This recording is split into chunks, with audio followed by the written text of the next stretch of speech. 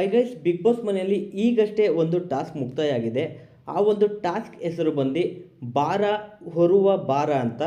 ಈ ಒಂದು ಟಾಸ್ಕ್ನಲ್ಲಿ 2 ತಂಡಗಳನ್ನಾಗಿ big boss ಅವರು ವಿಂಗಡಿಸಿದರು.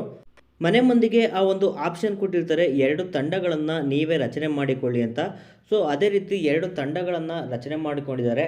ಒಂದು ತಂಡದಲ್ಲಿ ರಘು, ರಕ್ಷಿತಾ, ರಾಶಿಕಾ, ಮತ್ತೊಂದು ತಂಡದಲ್ಲಿ ಅಶ್ವಿನಿ, ಧ್ರುವಂತ್ ಮತ್ತು ಕಾವ್ಯ. ಈ 2 ತಂಡಗಳು ಈ ಒಂದು ಟಾಸ್ಕ್ನ ಆಡಿದರೆ ಈ ಒಂದು ಟಾಸ್ಕ್ನಲ್ಲಿ ಯಾರು ಗೆದ್ದರು, ಯಾವ ರೀತಿ ಈ ಒಂದು ಟಾಸ್ಕ್ನ ಆಡೋದು ಎಲ್ಲನೂ ಕೂಡ ಸಂಪೂರ್ಣವಾಗಿ ನಾನು ನಿಮಗೆ ತಿಳಿಸ್ಕೊಡ್ತೀನಿ. ನಮ್ಮ ಚಾನಲ್ಗೆ ಹೊಸಬರಾಗಿದ್ದರೆ ಈ ಕೂಡಲೇ ಲೈಕ್ ಮಾಡ್ಕೊಳ್ಳಿ, ಸಬ್ಸ್ಕ್ರೈಬ್ ಮಾಡ್ಕೊಳ್ಳಿ, ಬೆಲ್ ಐಕನ್ ಕೂಡ ಕ್ಲಿಕ್ ಮಾಡ್ಕೊಳ್ಳಿ.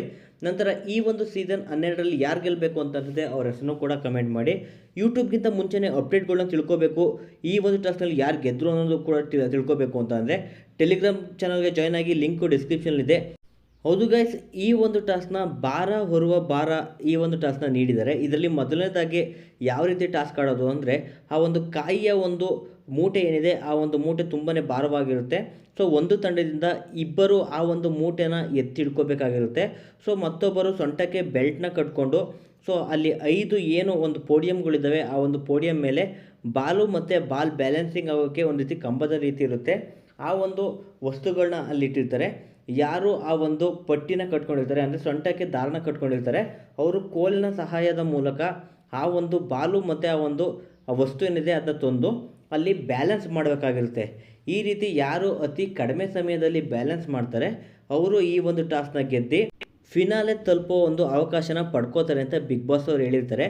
ಅದೇ ರೀತಿ ಮೊದಲನೇದಾಗಿ ರಘು ಸರ್ ಏನಿದ್ದಾರೆ ಅವರ ಟೀಮಿಂದ ರಾಶಿಕಾ ಮತ್ತು ರಕ್ಷಿತಾ ಏನಿದ್ದಾರೆ ಅವರು ಆ ಒಂದು ಕೊಬ್ಬರಿಯ ಒಂದು ಮೂಟೆ ಏನಿದೆ ಅಂದರೆ ಆ ಒಂದು ಗೊಂಚಲು ಏನಿದೆ ಆ ಒಂದು ಗೊಂಚಲನ್ನ ಬ್ಯಾಲೆನ್ಸ್ ಮಾಡ್ತಾರೆ ಅಂತ ಹೇಳಿ ಬ್ಯಾಲೆನ್ಸ್ ಕೂಡ ಮಾಡ್ತಾರೆ. ಅದೇ ರೀತಿ ರಘು ಸರ್ ಎಂದರೆ ಅವರು ಆ ಒಂದು ಏನಿದ್ದಾವೆ ಬಾಲು ಮತ್ತು ಬ್ಯಾಲೆನ್ಸ್ ಮಾಡುವ ವಸ್ತುನ ತಂದು ಆ ಒಂದು ವಸ್ತುನ ಬ್ಯಾಲೆನ್ಸ್ ಮಾಡ್ತಾ ಇರ್ತಾರೆ.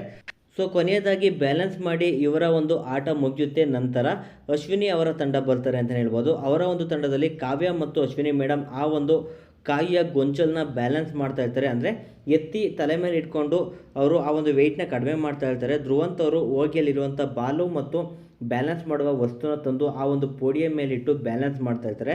ಸಾಕಷ್ಟು ಸರಿ ಆ ಒಂದು ಬ್ಯಾಲೆನ್ಸ್ ಮಾಡ್ಬೇಕಾದ್ರೆ ಬೀಳುತ್ತೆ ಅಂತಲೂ ಕೂಡ ಹೇಳ್ಬೋದು.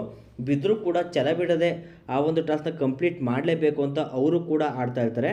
ಹೌದು ಗೈಸ್, ಈ ರೀತಿ 2 ತಂಡಗಳು ಕೂಡ ಆಡ್ತಾ ಇರ್ತವೆ.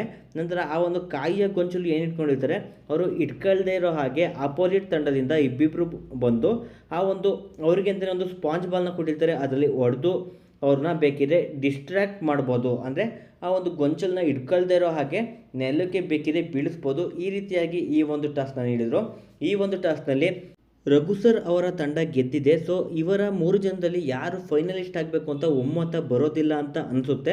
ಸೊ ಆದ್ದರಿಂದ ಈ ಒಂದು ಚಾನ್ಸು ಆಪೋಸಿಟ್ ತಂಡ ಸೋತಂಥ ತಂಡ ಏನಿದೆ ಅಶ್ವಿನಿ ಅವರ ತಂಡಕ್ಕೆ ಹೋಗ್ಬೋದು. ಸೊ ಇವರ ಒಂದು ತಂಡದಲ್ಲೂ ಕೂಡ ಒಮ್ಮತ ಬರೋದಿಲ್ಲ, ಅಂದರೆ ಅವರ ನಡುವೆ ಅಂಡರ್ಸ್ಟ್ಯಾಂಡಿಂಗ್ ಇರೋದಿಲ್ಲ. ಸೊ ಫೈನಲ್ ಆಗಿ ಕಾವ್ಯ ಹೋಗಲಿ ಅಂತ ಒಪ್ಪಿ ಕಾವ್ಯರವ್ರಿಗೆ ಈ ಒಂದು ಅವಕಾಶ ಸಿಕ್ಕಿರೋ ಹಾಗೆ ಕಾಣಿಸ್ತಾ ಇದೆ. ಹೌದು ಗೈಸ್, ನಮಗೆ ಬಂದಿರುವಂಥ ಅಪ್ಡೇಟ್ಗಳ ಪ್ರಕಾರ ಈ ಒಂದು ಫಿನಾಲೆಗೆ ಕಾವ್ಯರವರು ಡೈರೆಕ್ಟ್ ಹೋಗಿದ್ದಾರೆ. ಅಂದರೆ ನಾವು ಕೂಡ ಈ ಒಂದು ಚಾನ್ಸ್ನ ಕಳ್ಕೊಂಡ್ರೆ ಸೊ ಮತ್ತೆ ಬಿಗ್ ಬಾಸ್ ಯಾರಿಗೂ ಕೂಡ ಕೊಡೋದಿಲ್ಲ. ಆದ್ದರಿಂದ ಕಾವ್ಯರವ್ರಿಗೆ ಕೊಟ್ಬಿಡೋಣ ಅಂತ ಅಶ್ವಿನಿ ಅವರ ತಂಡ ಕೊಟ್ಟಿರ್ಬೋದು. ಸೊ ನಮಗೆ ಬೆಳಗ್ಗೆನೇ ಬಂದಿರುವಂತಹ ಅಪ್ಡೇಟ್ಗಳ ಪ್ರಕಾರ ಕಾವ್ಯರವರು ಈ ಒಂದು ಫಿನಾಲೆಗೆ ತಲುಪಿದ್ದಾರೆ ಅಂತಲೇ ಹೇಳ್ಬೋದು. ಸೊ ಈ ಲೈವ್ನಲ್ಲಿ ನೋಡ್ತಾ ಇದ್ದರೆ ತುಂಬ ಚರ್ಚೆ ನಡೀತಾ ಇದೆ, ಆದ್ದರಿಂದ ಹೀಗೆ ಆಗಿರ್ಬೋದು ಅಂತ ನನ್ನ ಒಂದು ಅನಿಸಿಕೆ. ಹೌದು ಗೈಸ್, ನೋಡೋಣ ಯಾರು ಈ ಒಂದು ಫಿನಾಲೆಗೆ ಹೋಗಿದ್ದಾರೆ ಅಂತ ಟೆಲಿಗ್ರಾಮ್ನಲ್ಲಿ ನಾನು ನಿಮಗೆ ಖಂಡಿತವಾಗ್ಲೂ ಅಪ್ಡೇಟ್ ಮಾಡ್ತೀನಿ. ಟೆಲಿಗ್ರಾಮ್ನಲ್ಲಿ ವಾಚ್ ಮಾಡ್ತಾ ಇರಿ. ಓಕೆ ಗೈಸ್, ನೆಕ್ಸ್ಟ್ ವಿಡಿಯೋದಲ್ಲಿ ಸಿಗೋಣ.